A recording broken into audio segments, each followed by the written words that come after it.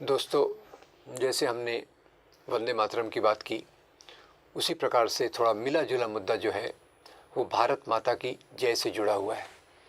और इसमें मैंने जैसे पहले बताया कि कई लोग आग्रह करते हैं कि भारत माता की जय कहना चाहिए। भारत माता का सवाल कहाँ से आया? क्या यहाँ सदियों से भारत माता की कल्पना थी? क्या अंग्रेज़ों के आने के पहले ब्रिटिश राज में या ब्रिटिश राज के पहले जो अलग अलग राजा राज्य कर रहे थे, क्या उस समय भारत माता की इस प्रकार की कल्पना थी? तो आपको बता देना चाहता हूँ कि भारत माता की कल्पना जो भारत में चालू हुई वो ख़ास तौर से 1904 के बाद चालू हुई।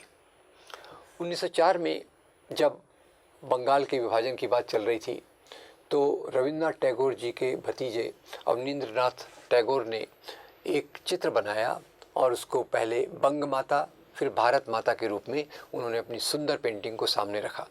अब उस महिला के 4 हाथ थे। जो भारत माता का चित्र उन्होंने दिया वो काफ़ी लोकप्रिय हो गया और कई लोग देश को अपनी माता के रूप में देखने लग गए। यहाँ कई सामाजिक इतिहासकार हमें बताते हैं कि देश को माता के रूप में देखना 2-4 और जगह पे भी हुआ है। ख़ास तौर से मेक्सिको में भी अपने राष्ट्र की कल्पना एक माता के आधार पे हुई। खैर, ये माता के बारे में जो बात हुई, आज भारत में 2-3 जगह पे भारत माता के मंदिर हैं। और मैं यहाँ आपको एक निवेदन करूँगा कि भारत माता पर रवीश कुमार का एक बहुत अच्छा एपिसोड है जो आपने ज़रूर देखना चाहिए, जिसमें वो विस्तार से इस पूरे मामले की जानकारी देते हैं। मैं केवल इतना कहना चाहता हूँ कि अवनींद्रनाथ टैगोर की इस रचना के बाद फिर ये एक बहुत बड़ी काल्पनिक बात समाज में आने लग गई। देश को माता के रूप में देखने की बात आने लग गई और बाद में आजकल तो जो चल रहा है, इस माता के कई रूप दिखाए गए। कहीं शेर पे सवारी कर रही है, कहीं शेर बहुत आक्रामक है, कहीं शेर बहुत विजयी मुद्रा में है, कहीं भारत माता की जो बाउंड्री भारत माता की साड़ियों से देश की सीमाएं बन रही हैं, ये सब चीज़ें उसमें आती हैं। और इस भारत माता के चित्र में कहीं कहीं पूरा पाकिस्तान है, श्रीलंका भी कई बार उसमें दिखाया जाता है। तो एक विविधतापूर्ण भारत माता की कंसेप्ट, भारत माता की तस्वीर लोगों के मन में अलग अलग समय तक रही है। और ये नारे का ज़्यादातर इस्तेमाल कई बार आज़ादी के आंदोलन में भी हुआ, पर मुस्लिम समाज के एक तबका जो ये मानता है कि भारत को माता के रूप में देखना और उसकी इबादत करना ये उसके मज़हब के ख़िलाफ़ है। पर ये बात सभी मुसलमान नहीं मानते, क्योंकि मैं जानता हूँ जावेद अख्तर जैसे लोगों ने इस नारे का बार बार इस्तेमाल किया है। ए.आर. रहमान की सबसे सुंदर जो ट्यून है माँ तुझे सलाम, वो भी भारत माता को एक प्रकार से सलाम कर रहे हैं।